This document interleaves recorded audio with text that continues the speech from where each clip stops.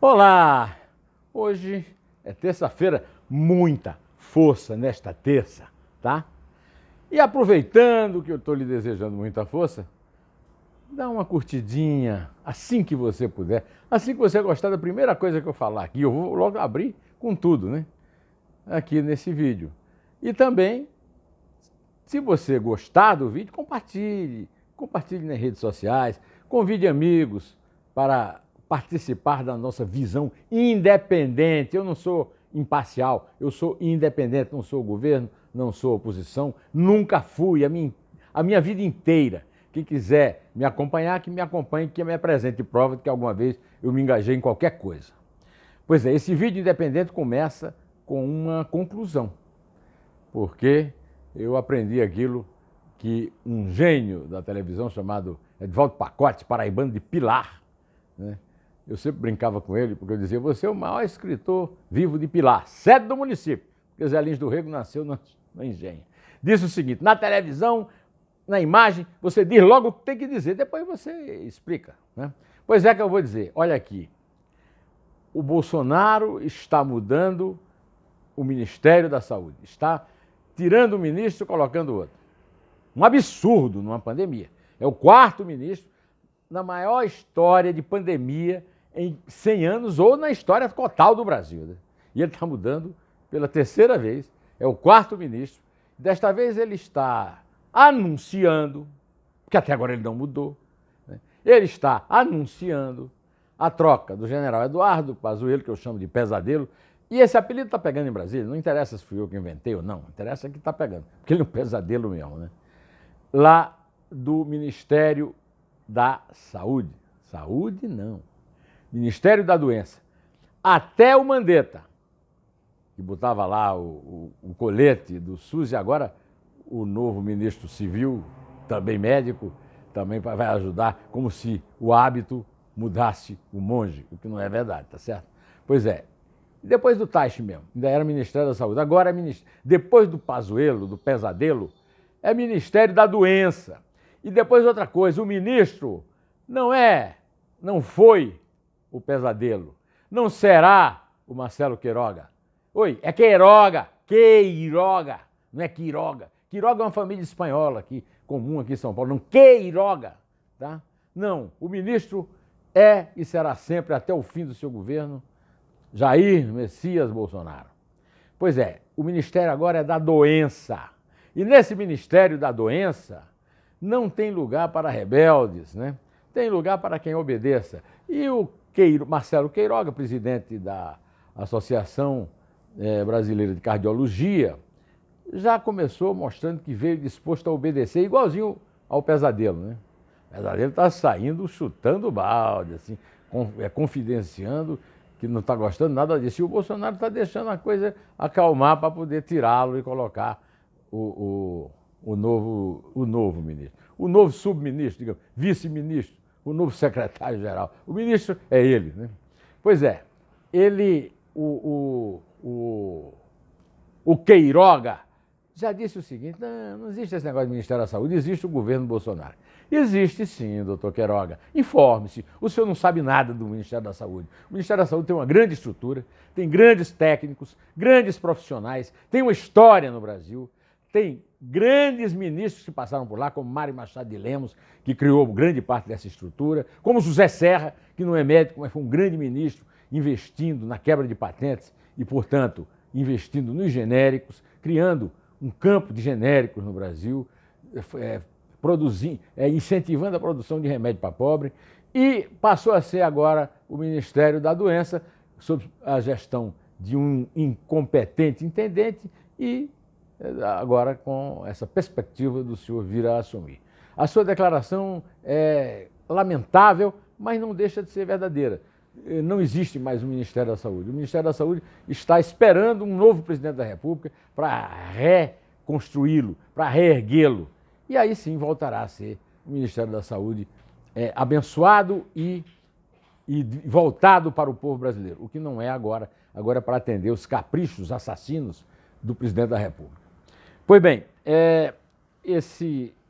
ao nomear esse novo ministro, futuro ministro, quem sabe, né, O Bolsonaro já passou por cima de um fato histórico que ele nem sabe, nem sabe. Foi a primeira vez na história do Centrão, desde que o Centrão foi gerido, né? Não foi gerido, né? Ele foi, digamos, foi inseminado no governo Fernando Henrique e quando foi criado de vez no impeachment da Dilma por Eduardo Cunha, que está em casa com tornozeleira por causa da Covid, e que agora tem o subcunha lá, que é o Arthur Lira. E o Arthur Lira tentou, pela primeira vez na história, e eu devo esse comentário aqui ao Otávio Guedes, quero fazer essa justiça, que me chamou a atenção para isso no noticiário da Globo News. Pela primeira vez na história, o Centrão indicou um ministro que não era para pegar dinheiro, nem era para criar lei para perdoar corrupto. Um ministro republicano. Mas o Bolsonaro não admite ministro republicano no ministério dele, no ministério da doença, no ministério da morte. Pois então, foi essa a chance que ele perdeu quando deixou de nomear a indicação do Arthur Lira. E eu digo isso com surpresa, eu não esperava isso. A Ludmila Rajá, cardiologista de São Paulo, tem excelente fama aqui entre os bons médicos de São Paulo, e recusou o ministério oferecido pelo Bolsonaro. E não me venham os bolsonaristas dizer que não houve isso. Olha, então ela foi se reunir 2 vezes com o Bolsonaro para discutirem a partida de xadrez entre o Kasparov e o outro campeão. Ah, pelo amor de Deus. Foram discutir o último jogo do Flamengo com o Fluminense. Ah, o que é isso? Além do mais, ela disse que foi ameaçada de morte. Teve um cara aqui que me escreveu e eu não acredito nisso, que o hotel disse que não houve. Olha, todo dia eu leio aqui 2, 3 comentários desejando a minha morte, não ameaçando. Eu fui muitas vezes ameaçado de morte pelos petistas, quando eu combati o Lula e o PT, né? Pois é, mas agora, mas o que não falta é gente desejando minha morte, o que mostra o grande culto do bolsonarismo, a doença, a pandemia e a morte. É o capetão sem noção a serviço do novo coronel vírus. Pois é, mas desta vez o Bolsonaro não obedeceu ao Centrão, está desagradando um general da ativa, acho que não vai dar em nada, mas ele está, dizem que o general Pesadelo está um poço até aqui de mágoa, né? E também está atendendo, mais uma vez, o seu único plano de governo, que é atender a família, né? Segundo o Anselmo Góes, o Queiroga é muito amigo do doutor Hélio Figueira, um médico da Clínica São Vicente, hospital particular lá do Rio de Janeiro. Ele é muito amigo do sogro do senador Sonso, do 001, Flávio Bolsonaro.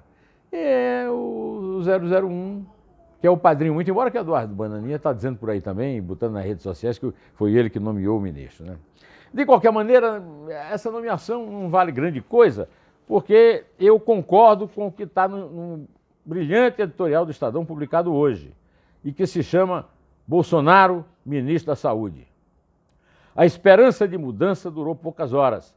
Assim que se soube que Ludmila Rajá havia se reunido com Bolsonaro para discutir sua eventual nomeação, as redes sociais bolsonaristas reagiram com especial virulência, atacando a cardiologista como se fosse uma inimiga do Brasil.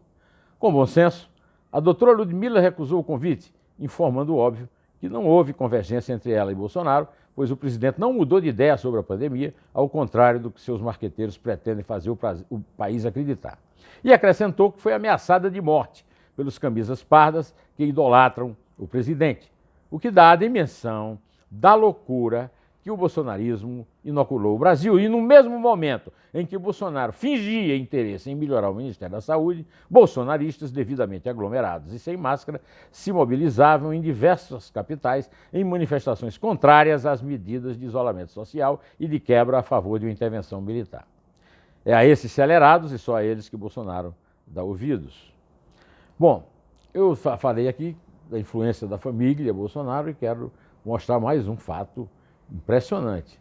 Um delegado da Polícia Civil do Rio está convocando o youtuber Felipe Neto para depor porque chamou o Bolsonaro de genocida.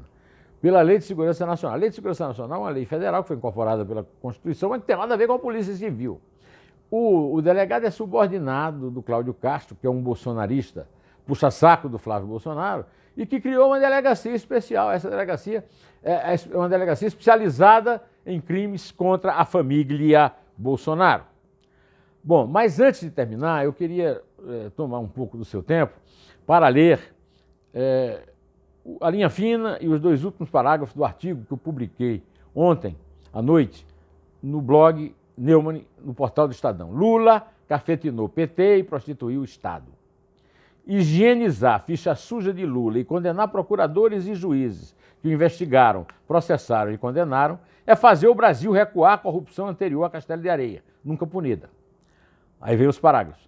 Pimenta na boca dos outros é refresco e é o que o Lula agora reclama, mas inaugurou. Vender a operação da Polícia Federal. Até o próprio Gilmar Mendes, que agora o defende, denunciou o Estado policial sob a batuta de Márcio Tomás Bastos. Em seu livro Assassinatos de Reputações, o delegado Romeu Tuma Júnior, alô Tuminha, Tuareg, ex-secretário nacional de Justiça de Lula, afirma que durante seus 2 governos, o ex-presidente preparou-se para fazer uso deles, o que fez as avessas para tornar a Polícia Federal uma polícia não de Estado, mas um instrumento pessoal de pressão e intimidação, uma polícia de partido, uma versão tupiniquim da Stasi alemã ou da tcheca. A tcheca não tem nada a ver com a Tchecoslováquia, é a polícia secreta russa.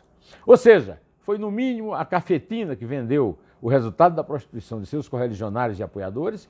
De fato, ele não se vendeu. Vendeu o próprio desgoverno, ou melhor, cafetinou as prostitutas partidárias e prostituiu o Estado.